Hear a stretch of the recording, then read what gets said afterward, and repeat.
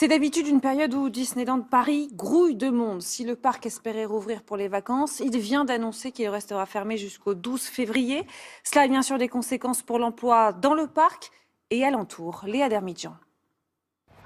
Une icône de Disney bien seule, au-dessus des files d'attente où plus personne ne patiente. Loin de la foule habituelle, ce parc d'attractions est aujourd'hui déserté, fermé depuis plus d'1 mois. Résultat aux alentours, une catastrophe économique pour les commerces. Ce restaurant à 5 km de Disney espère une réouverture le 20 janvier pour retrouver enfin des clients à la place des peluches. Mais sans les visiteurs du parc, le patron n'est guère optimiste. Moralement, c'est pas facile. Maintenant, on verra bien comment ça se passe. De toute façon, tant que Disney n'ouvrira pas, tant qu'il n'y aura pas de touristes, ça ne sert à rien de crier victoire, même si on ouvre demain.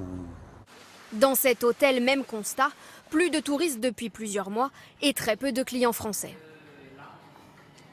Le taux d'occupation oscille énormément d'un jour à l'autre. On peut avoir la chance d'avoir une trentaine de chambres vendues sur les jours où ça se passe bien et puis beaucoup moins sur d'autres dates. Un parc qui emploie 15 000 salariés, aujourd'hui la plupart au chômage partiel. Pour cet élu, c'est toute l'économie locale qui risque de souffrir de cette fermeture.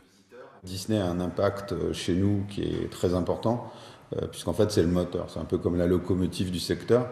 Et du coup, la fermeture de Disney génère par rebond automatiquement une baisse d'activité considérable.